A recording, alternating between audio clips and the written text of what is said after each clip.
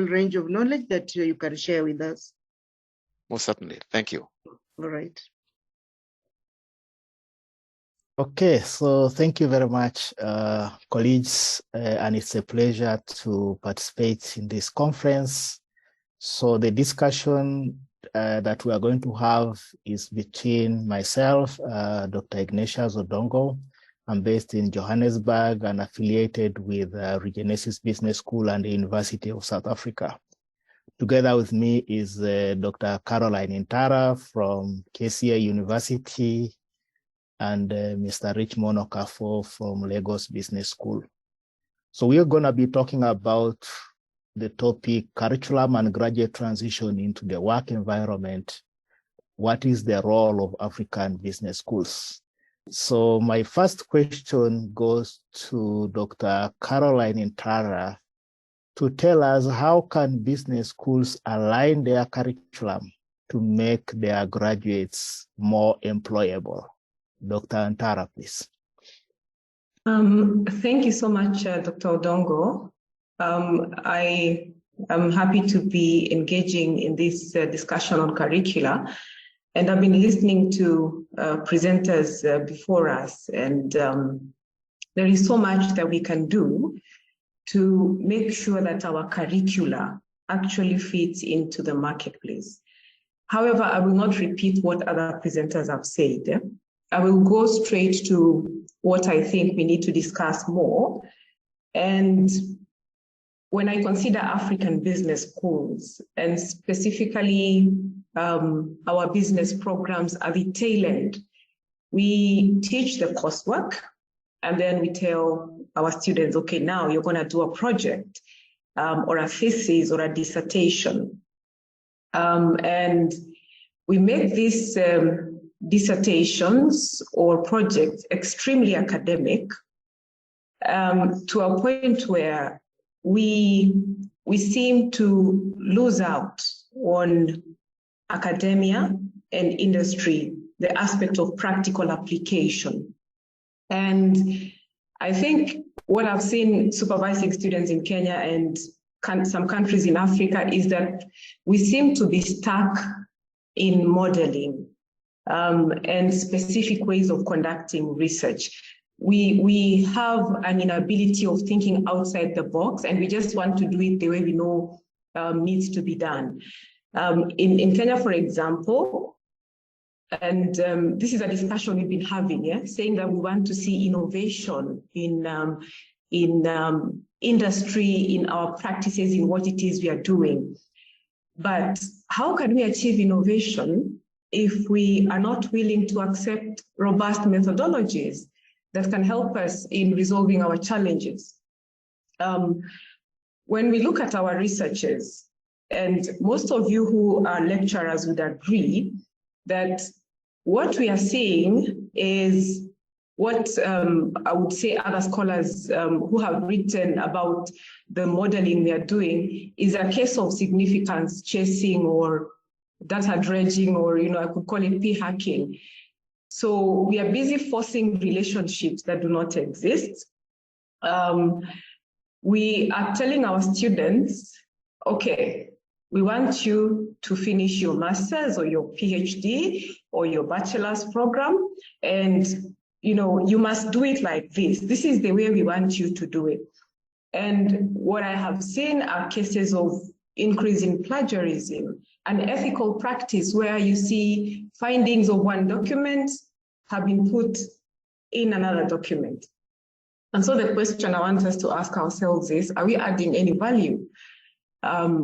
Our researchers are actually weak. Looking at the number of graduations we are having across African universities, our research output should actually be contributing to solving the problems that we have. But the reality is that we have limited contribution to policy.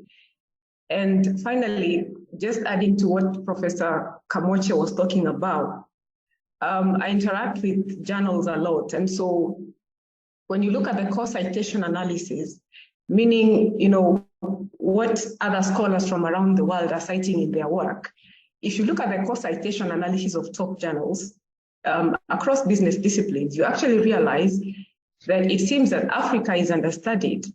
Why? We probably need to look at the quality of our researchers and develop our own journals also that are credible, that do proper peer review work, where people can actually trust our findings. Scholars can say this journal is good. We want to believe that the findings that are here can be trusted and they can be used for practical application. And so, because of our curricula, building on what others have said from the beginning, the content in our curricula, moving towards what we are teaching, and then now what research are we bringing out, then it means we have a problem telling our own story. We are not telling it. We want other people to tell it for us, and they will not do a good job in telling it the way we would. And I submit that we need to be very keen in ensuring that we work on our research output, not just our students, but also us as scholars, as researchers in institutions of higher learning. So thank you, Dr. Odongo. Those are my comments. Thank you, Dr. Ntara. So, Mr. Okafor, what do you think about this? What's the perspective from Nigeria and across West Africa? All right, thank you so very much, Dr. Ignatius, and thank you very much for your contribution, Caroline. I think you laid an apt foundation for our conversation. For me, I would say that perhaps the greatest misconception about business education is that it's a scientific discipline. And what's the evidence for this? If you look at how business schools measure themselves, they measure themselves based on perhaps the rigor of scientific research, and they don't pay too much attention to the relevance of the research in the context that they're in, and also to the competence of their graduates. And I think this is precisely what Dr. Caroline said in her concluding thoughts. If you also look at the faculty in most business schools, you'll find that there's a disproportionate amount of faculty in the business school who have little or no business experience whatsoever. And this can be a big issue, because really, if you think about it, business is a profession. Like you would have like medicine or law, for instance. I'm sure you wouldn't find a professor of surgery who's not performed a surgery before. Likewise, if you go to the law school, you'll find that the law school, they measure their performance based on, pragmatic writing, writing that is relevant to the context, and of course, teaching. So I think really in terms of what we need to do, in terms of the challenge, whilst we find that the fact that the business schools in Africa have grown significantly, but it hasn't reflected in the quality of business here, is that there isn't a fit. It's not built fit for purpose in a sense. So we've got to look at all of these things, from the research to the configuration of faculty to the curriculum and all of those things, really. No, thank you. I mean, when I supervise students and they want to do quantitative research, I usually ask them to say, after you have established these relationships, then what? What is the relevance? What do these relationships mean in terms of the way business is conducted, or in terms of how we can improve business practices? And I like, Mr. Okafor, your reference to say, how can you teach business management when you've never managed any business? You see, so on what basis are you teaching them? I'm not saying there's a place for academia, to be honest. Yes. But the reality is that business management is a complex and intricate process. you've got to have some measure of hands-on involvement to understand the nuance. You understand? To understand the nuance. And, in terms of research, I've been thinking to myself that if you look at the quantum of research, if you take a count, you will find that there's very little of action research going on in business schools. You will find that they're all building models, statistical frameworks, and all of those things. And these things have no immediate relevance to the huge challenges we have in the African continent. You understand? So I think we've got to address holistically the way we approach business teaching and business education, particularly the African context, because we have unique challenges that require more or less hands-on solutions to these problems. No, absolutely. I mean, one of the papers that I'm finalizing now is a paper on industry competence, because I think that our graduates coming out of our business schools are lacking this industry competence. And one of the areas, I think some of the previous speakers have said earlier, that business schools are lacking in those partnerships with businesses, because it is through those partnerships that students can be exposed to gaining industry competence, to understand how business is done. So what are some of the recommendations then to assist business schools strengthen the employability of their students? Dr. Ntara? Thank you, Dr. Odongo. I think for me, I would say that we need to become practical. We need to look at ways in which our students can actually benefit more from the curricula that we offer. For example, we need research that is based on solving problems, have industry linkages, send our students to organizations, allow our students to actually do research that solves existing problems in industry and grade them based on that. I remember a few years back, I was working for an organization that was very keen on problem-based learning and project-based learning. So much so that students had to go through a problem-solving initiative by themselves. By the time they were done, the final year of their work, they have gone out, they have done an entire research, and they have presented it to the board, so that when they are actually coming out, they know what is happening. They have an understanding. Ideally, they have transferred the theory that they have learned into practice.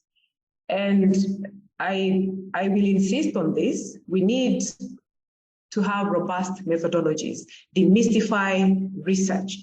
Let us not make it complicated, because we have many problems and we need to deal with these problems.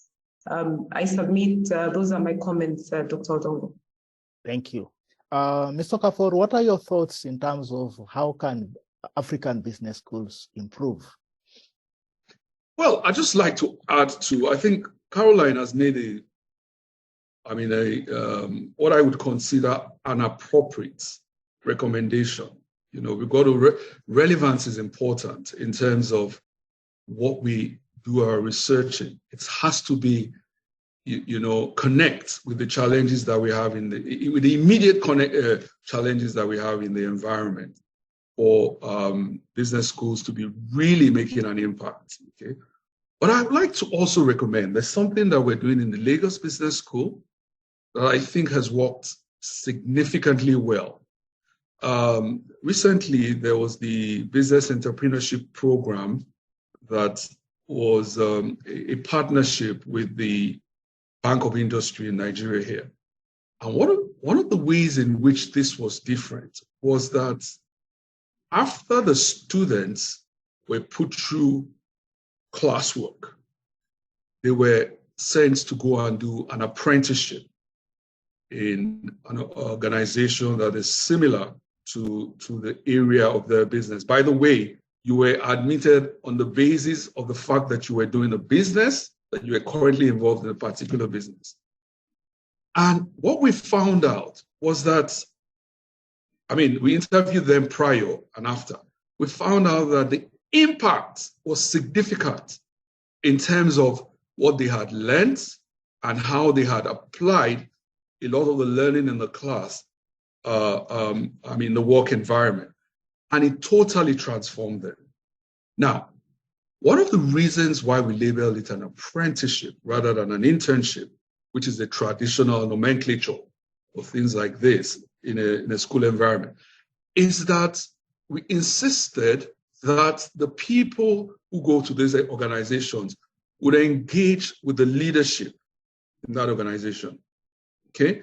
So that they can understand decision making, you understand, prioritization, and all of these things that drive business performance. And I assure you, it was, significant. So just to reiterate some of the things that Caroline has talked about, I think we need to look at the curriculum closely. We've got to adapt it to the Nigerian circumstance. A lot of the case study that we do are foreign case studies. We talk about Mr. Smith in Sarasota in Florida. That's a totally different context, completely different. It has no real relevance or resemblance to the environment and challenges we have here. So having to critique and all of those things that we do around foreign case studies are not really helpful in the context of the African business challenge. So we've got to situate our case studies to reflect exactly Nigerian and African issues. And I think we've done this in the Lagos Business School. Over the last couple of years, we are, more or less bringing in a significant amount of local cases. And this has been truly helpful. Then, of course, we've got to look at the way we approach research. I'm an advocate for action research, especially for business people. You've got to, it's not enough going to do some research about some theory or build a conceptual framework. Get your hands dirty, get involved. There's a lot of learning when you do those kind of research. You understand? And the research has got to be relevant to the current context, to the current challenges that we have. So I think these are the things that we really need to do. Then finally, we've got to encourage a partnership with the business sector that is intricate. That also involves faculty bringing in people from the business to come and, take modules and all of that, because they bring in practical perspective. And, I think that these are the things that truly need to happen for us to find, all the results that we yearn for from our numerous business schools in Africa. No, thank you very much. I would also add that why don't we send our students to go and document case studies? Instead of them reviewing case studies from Europe, from the US, why don't we send them to document case studies, from our local context? And in those case studies, we would like to then see the partnerships between the students and the business community to address those issues that they have documented in their case studies. So this would be part of the innovation development between our business schools and local communities. Thank you so much, colleagues, and we welcome questions and